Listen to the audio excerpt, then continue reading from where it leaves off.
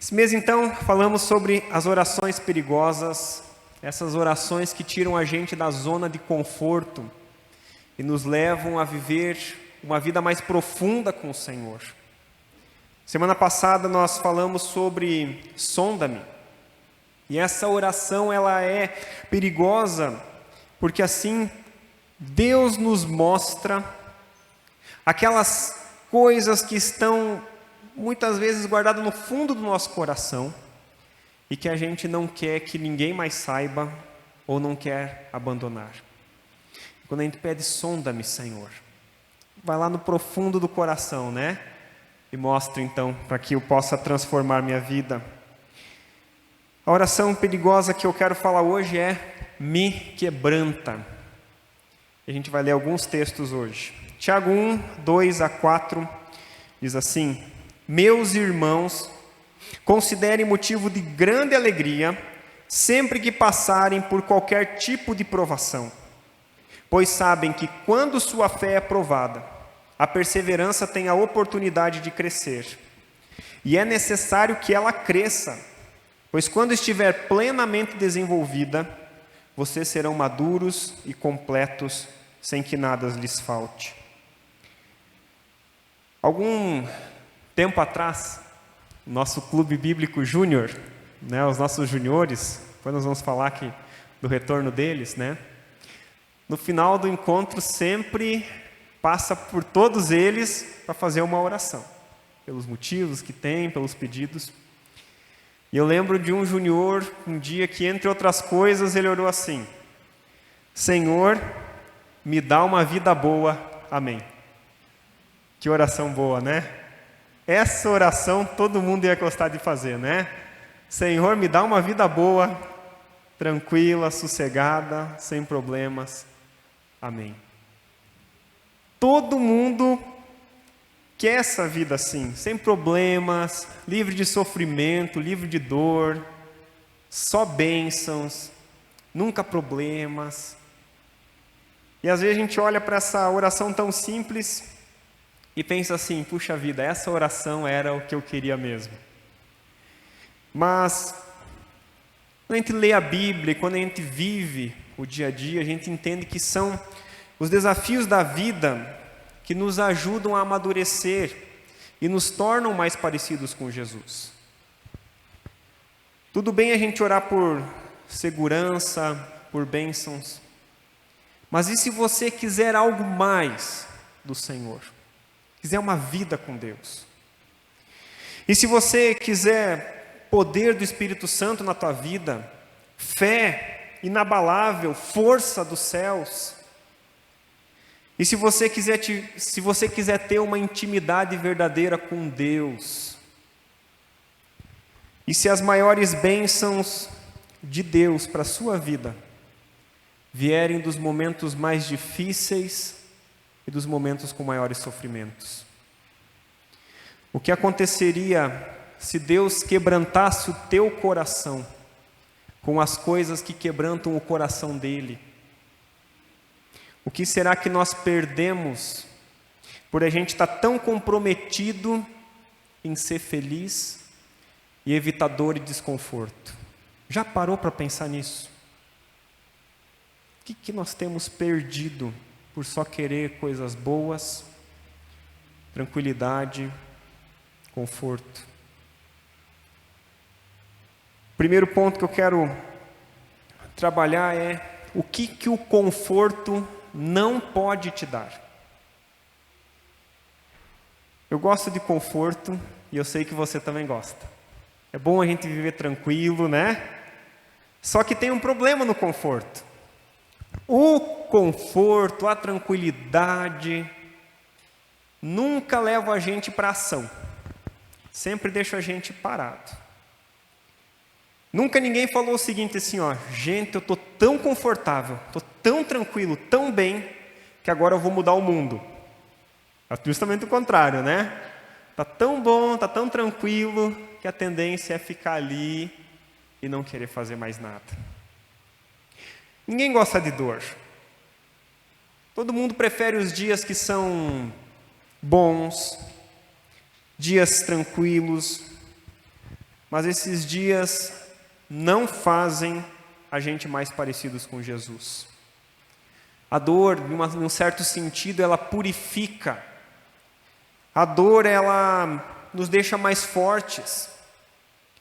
Os desafios nos fazem mais parecidos com Jesus e nos incentivam uma vida de intimidade maior com Deus. Você consegue ver as pessoas na Bíblia. Dá uma passadinha assim, nas pessoas que você conhece na Bíblia. Nas histórias bíblicas que você já leu, talvez quando era criança. Tem uma coisa em comum.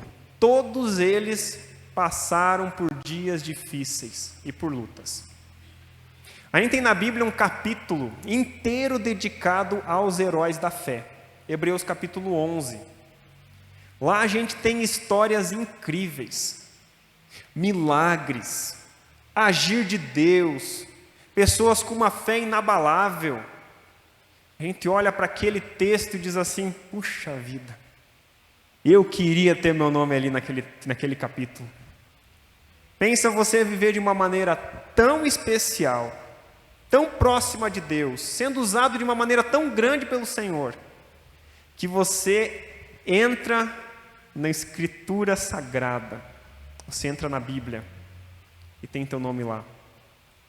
Só que tem um problema. O final do capítulo mostra também o sofrimento pelo qual passaram. Hebreus 11, 36 a 40 diz assim: outros, porém, foram torturados, recusando-se a ser libertos, e depositaram sua esperança na ressurreição para uma vida melhor. Alguns foram alvo de zombaria e açoites, e outros acorrentados em prisões. Alguns morreram apedrejados, outros foram cerrados ao meio, e outros ainda mortos à espada. Alguns andavam vestidos com peles de ovelhas e cabras, necessitados, afligidos e maltratados.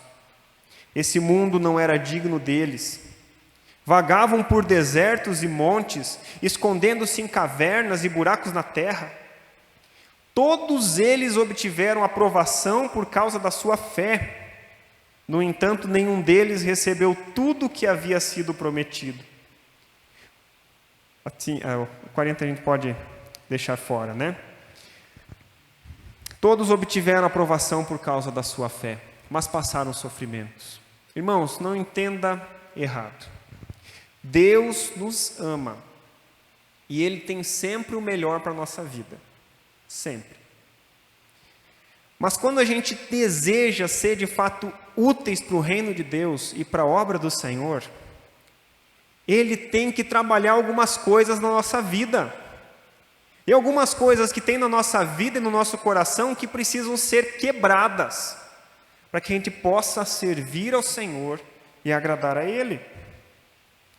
Deus precisa quebrar a minha vida para tirar de mim o orgulho, porque eu acho que eu posso tudo e que eu sou o melhor, que as outras pessoas estão abaixo. Deus precisa quebrar o orgulho. Deus precisa quebrar a minha autoconfiança. Deus precisa quebrar a minha autossuficiência e colocar minha confiança nele e a minha força e suficiência no Senhor. Porque se eu depender só de mim, das minhas forças e da minha capacidade, eu não vou conseguir agradar a Deus e dar um fruto que Ele mereça. Deus trabalha no nosso coração através do sofrimento e da dor. Aquelas pessoas que não conseguem orar para Deus pedindo que o Senhor quebrante, talvez não percebam que se proteger demais, nunca se expor a perigo algum, faz com que a gente perca algo muito mais precioso do que segurança e conforto. Faz com que a gente não receba as bênçãos que estão do outro lado do sofrimento. Que a gente não receba a graça que vem de passar por lutas junto com o Senhor. Por isso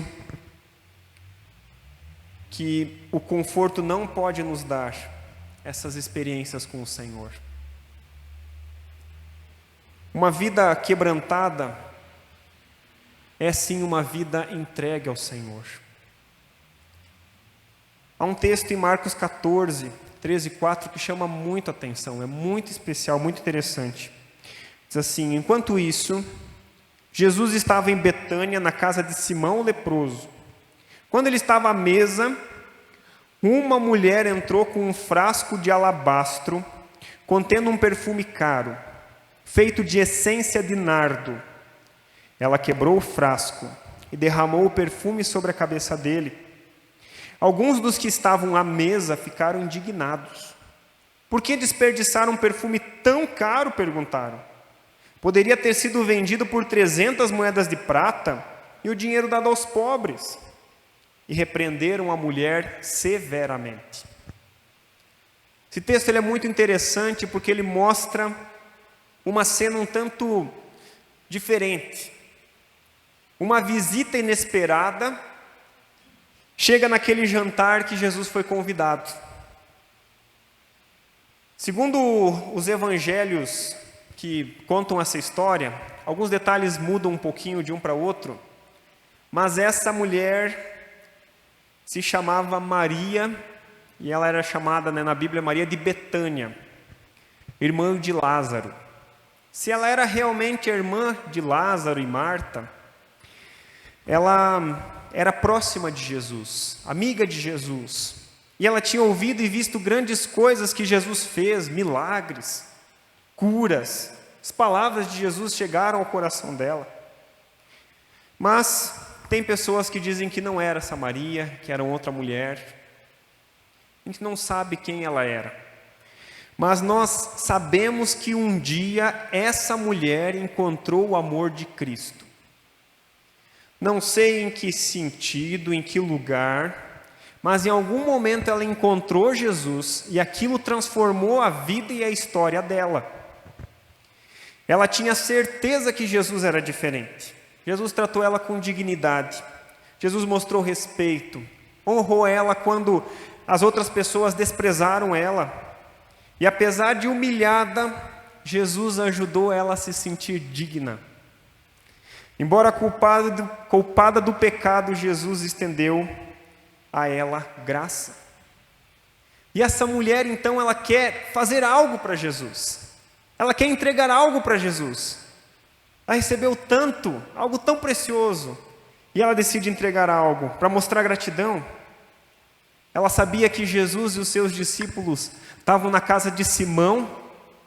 Ele era leproso e foi curado. E ele recebeu Jesus, e ele estava lá com Jesus, e ela leva a ele o que tem de maior valor, um frasco de perfume. Perfume de nardo, dentro de uma vasilha, de uma pedra chamada alabastro, que era caríssimo. Para nós pode não ser grande coisa entregar um perfume para Jesus. Pode ter de tudo que é preço, né? Tudo que é valor. Mas aquelas pessoas que estavam em volta, assistindo aquela cena, elas sabiam o valor daquilo. Tanto que eles se escandalizaram, ficaram assustados com aquilo. Pensa um momento comigo, quanto você ganha de salário por ano? A gente não tem o costume muito de calcular anual, né? Pega aí o quanto você ganha, multiplica por 13, que tem o 13º geralmente, né? Pensa nesse valor aí. É uma boa quantia, né? É um valor muito alto. O valor do perfume que aquela mulher derramou sobre Jesus era equivalente a 1 ano inteiro de trabalho de um homem. Caríssimo. Caríssimo. Agora imagina esse valor que você pensou de 1 ano de trabalho. E num momento, num ato de adoração a Jesus, com o coração alegre ao Senhor, você chega e entrega tudo de uma vez só. Esse valor inteiro aí para a obra do Senhor, para Jesus. Percebe como foi grande aquele presente, aquilo que ela ofertou ao Senhor?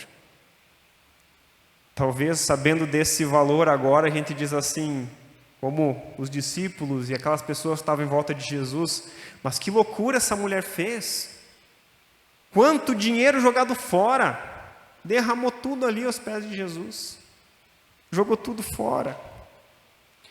Eles pensaram assim: puxa, se desse esse dinheiro para os pobres, se fizesse isso ou aquilo. Ganância. Estavam preocupados com o dinheiro, não com o gesto que ela tinha. Ela não estava simplesmente se desfazendo daquele dinheiro e jogando aquilo fora. Mas naquele momento, quando ela quebra aquele vaso e derrama sobre Jesus, ela está se desfazendo do seu passado, do seu pecado, do seu sustento. Quando ela quebrou aquele frasco, ela fechou todas as portas que podiam representar uma opção de fuga ao caminho de Cristo. Ela abandonou qualquer ideia de abandonar Jesus e, quando aquele perfume estava sendo derramado, ela sabia que não tinha mais volta. Não tem como recuperar o perfume que foi lançado a Jesus. E o significado desse gesto tão precioso, quando ela derrama todo o perfume, simboliza que ela entregou a Jesus tudo o que ela era, o que ela tinha, o que ela possuía, a vida inteira dela diante do Senhor. Quando nós oramos a Jesus: Senhor, quebranta o meu coração. O nosso sentimento tem que ser o mesmo sentimento dessa mulher, que alcançada pelo amor de Jesus, vendo que Jesus era o bem mais precioso que ela tinha, deixa tudo ao Senhor, entrega tudo a Ele e derrama tudo ao Senhor. Um pouco à frente ali, no mesmo capítulo de Marcos, nós temos outro elemento que é quebrado, que é partido. Agora quem faz isso é o próprio Jesus. Quando ele se reúne com os seus discípulos na última ceia, ele parte o pão e diz: este é o meu corpo, que é partido em favor de vocês. Ele derrama o vinho e diz: este é o meu sangue derramado em favor de vocês. Façam isso em memória de mim. Alguns estudiosos têm entendido que fazer isso em memória de mim não é só a questão da ceia ou do partir do pão que nós fizemos semana passada, mas é viver como Cristo viveu, a ponto de, se preciso for, partir o corpo, derramar o sangue para servir ao Senhor de coração. Por isso essa oração é tão perigosa. Por isso essa oração ela é um desafio tão grande. Porque se nós entregamos tudo a Jesus, nós dependemos completamente dele. E nós começamos a ter medo do que ele vai fazer. Mas e se eu entregar tudo a Jesus? O que vai acontecer? E se ele me mandar para um outro lugar? E se eu não souber o que falar? E se eu ficar numa situação desconfortável? E se isso, e se aquilo? E a gente começa a ficar preocupado. Deus, Ele quer que nós sejamos um instrumento nas mãos dEle. Um vaso com uma função preciosa de levar as boas novas do Evangelho às pessoas. E para a gente entender bem essa ideia do quebrantar, há um texto de Jeremias 18. Jeremias, ele é levado pelo Senhor à casa do oleiro. Jeremias 18, 3 até o 6 diz: fui à casa do oleiro e encontrei trabalhando na roda, mas o vaso de barro que ele estava fazendo não saiu como desejava. Por isso ele amassou o barro e começou novamente. Então o Senhor me deu esta mensagem: ó Israel, acaso eu não posso fazer com vocês o mesmo que o oleiro fez com o barro? Como o barro está nas mãos do oleiro, vocês estão em minhas mãos. Há um hino bem antigo, que diz: quebra a minha vida e faça de novo. Eu quero ser um vaso novo. Quando eu penso nessa oração, quebranta-me, eu entendo que Deus não vai agir na minha vida, e Deus não vai agir na tua vida, se você não for feito novo pelo Senhor. E para ser feito novo por Jesus, há coisas na tua vida que precisam ser quebradas. Há situações na tua vida que precisam ser deixadas, consertadas. Há caminhos que precisam ser mudados. Há decisões que precisam ser assumidas ou consertadas também. Deus precisa vir na minha e na tua vida e quebrantar o nosso coração. Como aquele oleiro pegou aquele vaso que não deu certo, e ele pega e faz um vaso novo, e assim para um fim honroso diante do Senhor. E ele diz: como o barro está nas mãos do oleiro, vocês estão nas minhas mãos. Você está nas mãos do oleiro? Você já disse ao Senhor: quebranta a minha vida e o meu coração?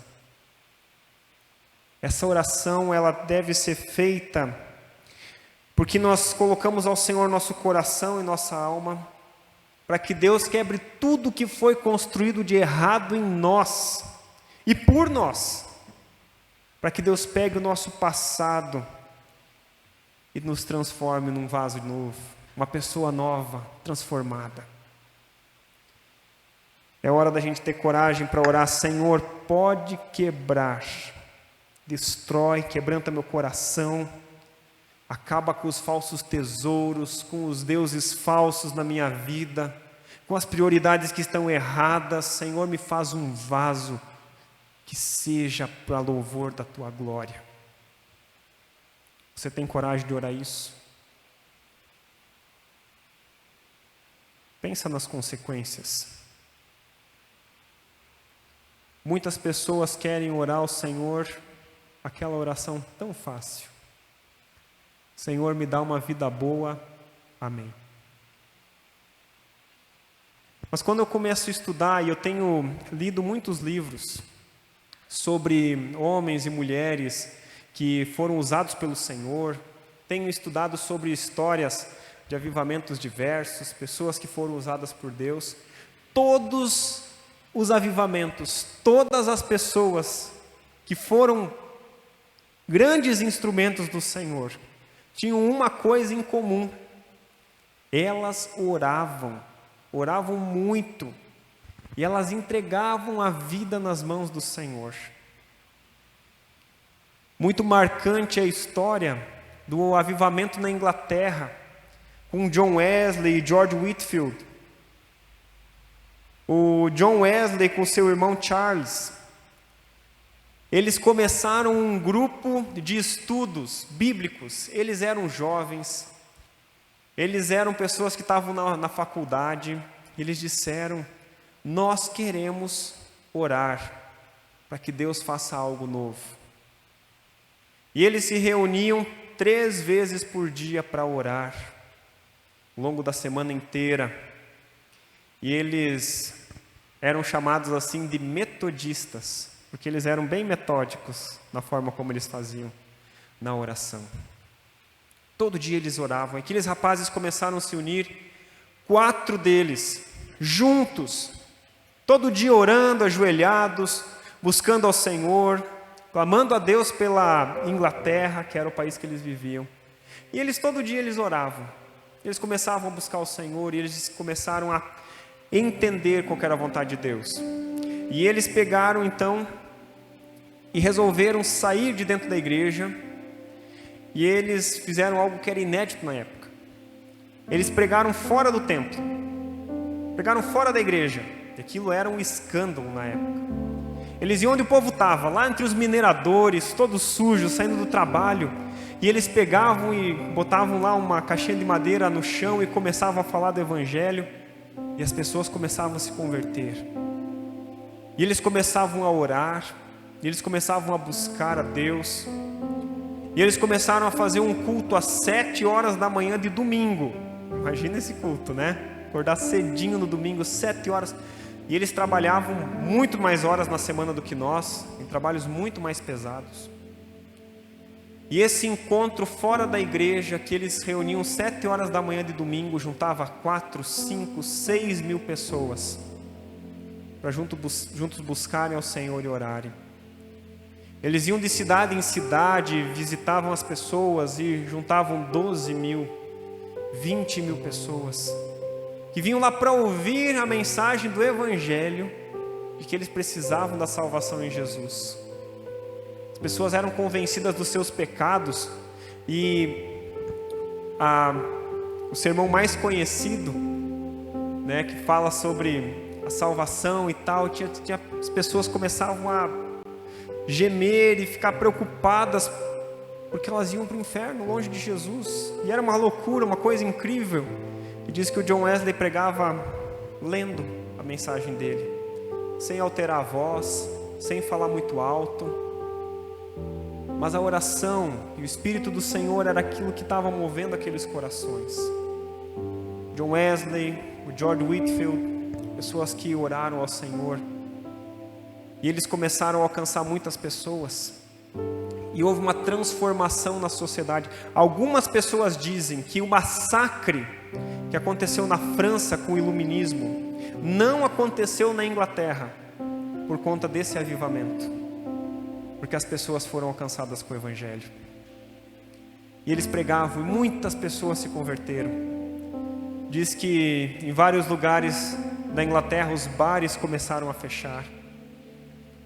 As cadeias começaram a ficar vazias porque não tinha mais gente para ser presa.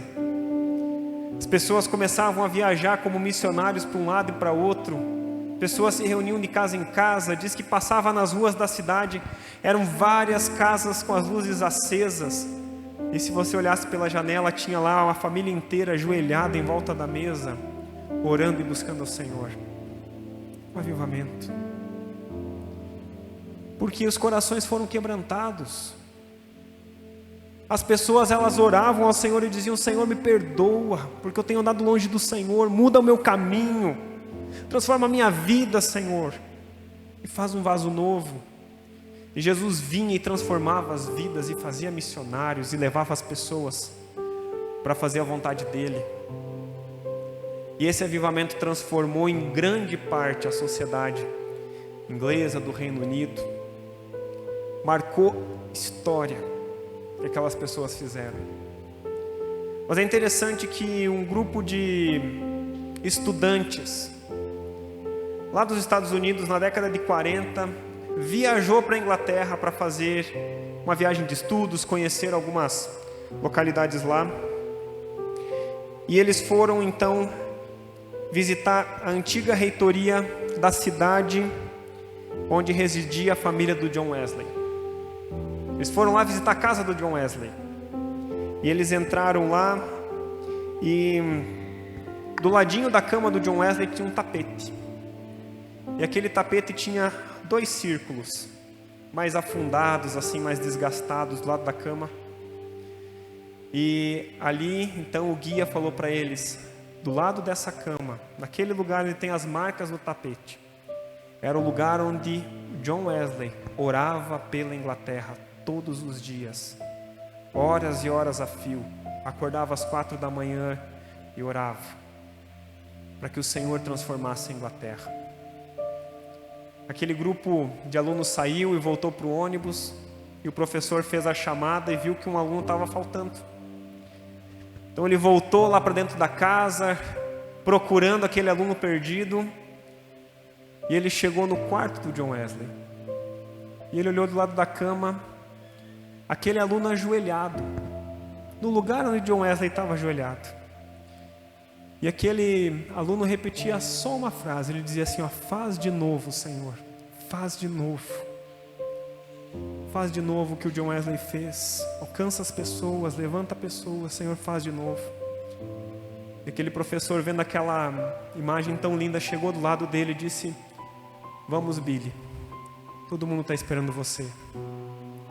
Aquele rapaz ajoelhado naquela cama do lado, no lugar onde John Wesley orava, era ninguém menos que Billy Graham.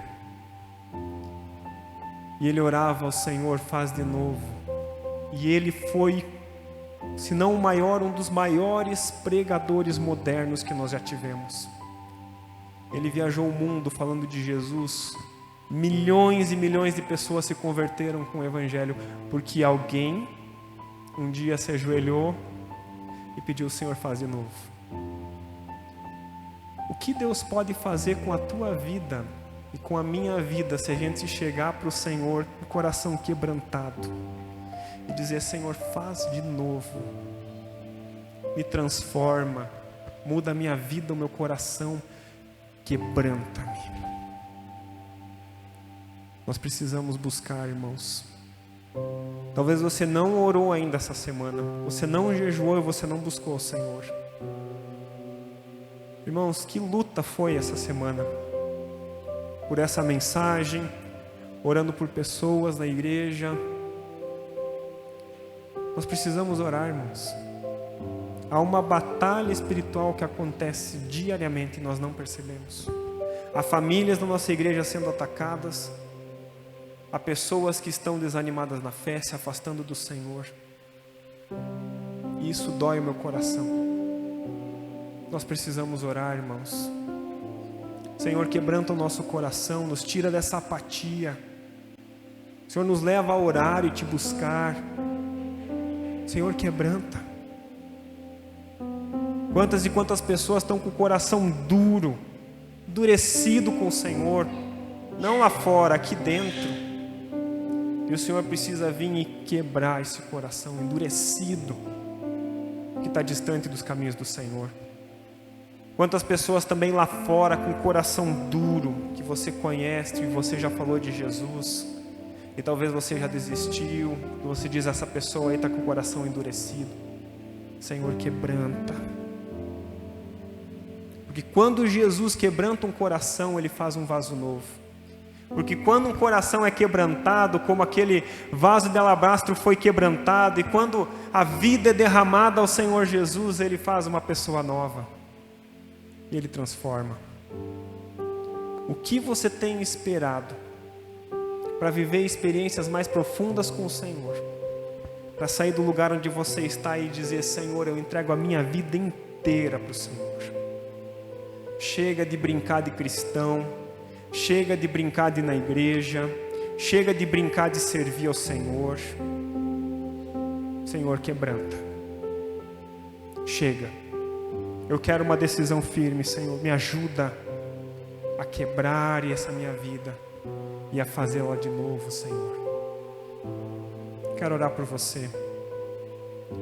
Baixe sua cabeça, feche teus olhos.